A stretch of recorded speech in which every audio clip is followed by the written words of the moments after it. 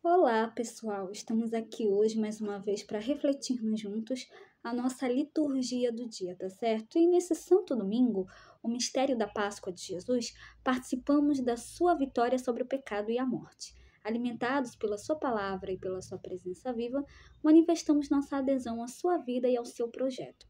Como povo de Deus reunido em torno do amor de Cristo, que nós possamos celebrar com toda a alegria do coração este dia festivo. Então, a primeira leitura está em Isaías, capítulo 60, versículo 10 a 14. Isaías, 66. Isaías, capítulo 66, versículo 10 a 14. Isaías, capítulo 66, versículo 10 a 14. Alegrai-vos com Jerusalém e exultai com ela, todos vós que a amais. Tomai parte em seu júbilo, todos vós que choráveis por ela, para poderdes sugar e saciar-vos ao seio de sua consolação, e aleitar-vos e deliciar-vos aos úberes de sua glória. Isto diz o Senhor. Eis que farei correr para ela a paz como um rio e a glória das nações como um torrente transbordante. Sereis amamentados, carregados ao colo e acariciados sobre os joelhos. Como uma mãe que acaricia o filho, assim eu vos consolarei. E sereis consolados em Jerusalém. Tudo isso haveis de ver, e o vosso coração exultará, e o vosso vigor se renovará como a relva do campo. A mão do Senhor se manifestará em favor de seus servos. Então, a liturgia de hoje nos apresenta os discípulos de Jesus como anunciadores da salvação de Deus. Então, falando aqui da primeira leitura, do chamado terceiro Isaías, refletindo os tempos posteriores ao exílio babilônico, complementa a interpretação do evangelho que a gente vai ver hoje, que nos leva a perceber que o reino não se concretiza em um único dia, mas exige tempo, esforço e perseverança em Deus. Então, o povo de Israel foi repatriado ao final do exílio da Babilônia.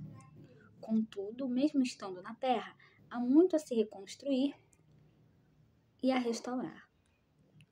E agora, falando da segunda leitura, hoje ela está em Gálatas, capítulo 6, versículo 14 a 18. Gálatas, capítulo 6, versículo 14 a 18. Irmãos, quanto a mim, que eu me glorie somente da cruz do Senhor nosso Jesus Cristo. Por ele, o mundo está crucificado para mim, como eu estou crucificado para o mundo. Pois nem a circuncisão nem a incircuncisão tem valor. O que conta é a criação nova. E para todos os que seguirem esta norma, como para o Israel de Deus, paz e misericórdia. Doravante que ninguém me moleste, pois eu trago em meu corpo as marcas de Jesus. Irmãos, a graça do Senhor nosso Jesus Cristo esteja convosco. Amém. Então aqui, na segunda leitura,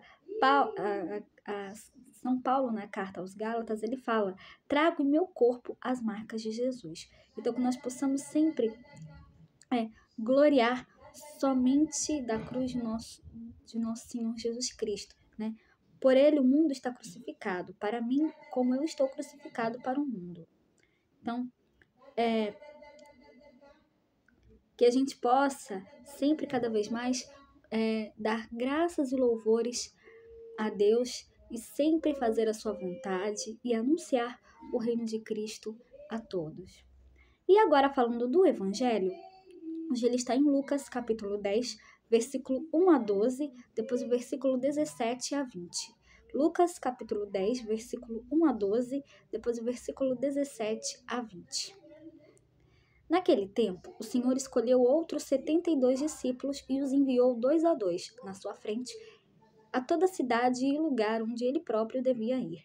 E dizia-lhes: a messe é grande, mas os trabalhadores são poucos. Por isso, pedi ao dono da messe que mande trabalhadores para a colheita. Eis que vos envio como cordeiros para o meio de lobos. Não leveis bolsa, nem sacola, nem sandálias, e não cumprimenteis ninguém pelo caminho. Em qualquer casa em que entrardes, dizei primeiro: a paz esteja nesta casa. Se ali morar um amigo da paz, a vossa paz repousará sobre ele. Se não, ela voltará para vós. Permanecei naquela mesma casa, comei e bebei do que tiverem, porque o trabalhador merece o seu salário. Não passeis de casa em casa, quando entrardes numa cidade e fordes bem recebidos, comei comei do que vos servirem. Curai os doentes que nela houver, e dizei ao povo: o reino de Deus está próximo de vós. Mas quando entrardes numa cidade e não fordes bem recebidos, saindo pelas ruas, dizei: até a poeira de vossa cidade, que se apegou aos nossos pés, sacudimos contra vós. No entanto, sabei que o reino de Deus está próximo. Eu vos digo que naquele dia Sodoma será tratada com menos rigor do que essa cidade. Os 72 voltaram muito contentes, dizendo: Senhor, até os demônios nos obedeceram por causa do teu nome. Jesus respondeu: Eu vi Satanás cair do céu como um relâmpago.